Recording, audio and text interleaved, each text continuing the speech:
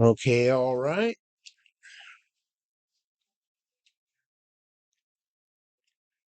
I one of the things I haven't been doing that usually becomes a criticism of videos I watch is I think you should have background sounds and music, overlay it or if you need to. But in this case, I've got a window with YouTube in it, and I keyworded for public domain music, and unfortunately, the first three I tried or so, they were people talking about like 2024 and what's just going into the public domain, and we're very interested in that because in a lot of my business models, like my NFTs on Solana, for instance. I go for sourcing raw material from public domain sources and then uh, value add it, convert it, make it my thing. I'd like to get back into morphing software. There's a lot of potential there. But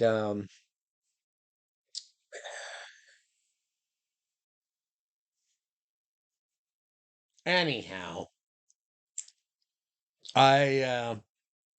I've been getting hit by a lot of ideas, and I've been on, and I'm always working. But in the mornings, typically I play my favorite game, computer game, and I can get stuck in it for the whole day if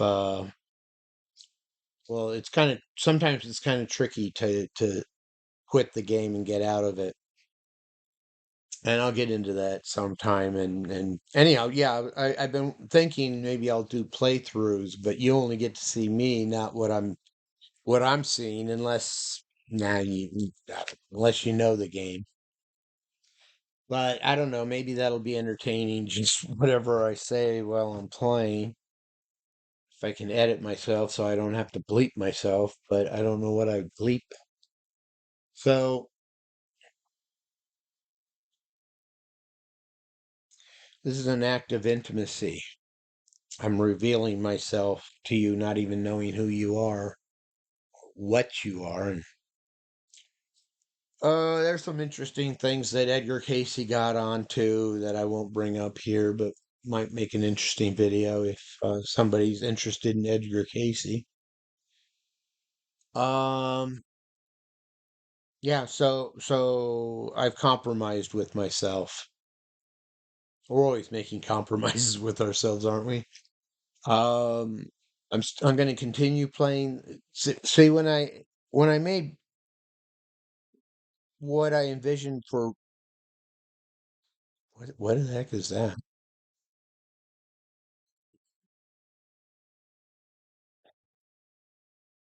Hang on a moment.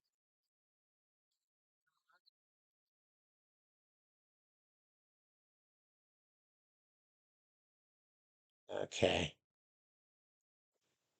never mind.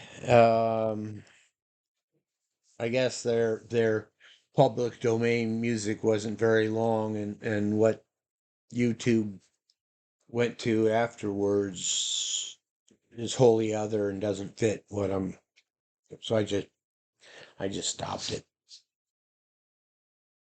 That's probably one of the best um, tidbits of advice and probably applicable. I've never really thought about it, but probably applicable in most situations. If I don't know what would trigger it, I should figure it out too. But say you've been triggered and you're getting into this mental state or what have you. Just pause and try to remember, stop it.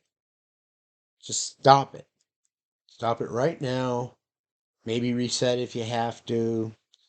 Rest up if you have to before, trying it again. Believe me, I've learned this over the decades. Being a programmer, being a programmer is basically about frustration because if you don't have bugs, Well, then you're well, fine, great if that's you. Your productivity is really high, probably. But yeah, one of the videos I started mentioning code review. That's fine, but there should be like a group code review because somebody else might see something that yeah, like when I was responsible for the microcomputer lab in for the business college at WSU. It was a work study gig. And I remember this one student, he was working on his program. And I have a saying that it's the syntax that gets you. About 80, 90% of the time, it'll be the syntax. You put something in there that's not getting parsed correctly, and it's another matter whether something like HTML can really be bad because by its nature, it won't tell. It just won't work. You'll just say, "Oh, why isn't this displaying? Where is that?" Well, it's because the parser.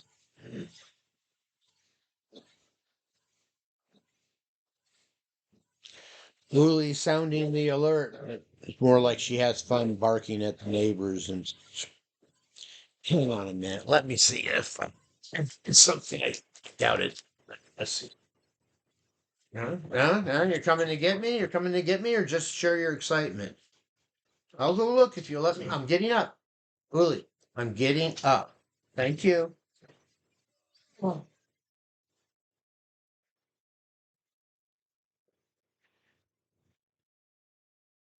oh, yeah. And then I got my laptop here, which I bought a whole bunch of DVDs and I bought like the stack of 10 very cheap and they're not labeled.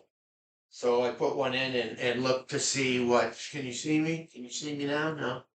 I gotta redo the video. Hopefully you can hear me. So anyhow, I booted up this DVD, checking it out. I want to listen to radio shows. I want my internet to be able to play radio shows. But this looks like it's comic books. Some pretty cool ones. And I mean, these 10 DVDs, I don't remember what exactly is on them, but I do know that the guy's value proposition was such that it's like, wow, that's a hell of a lot of content.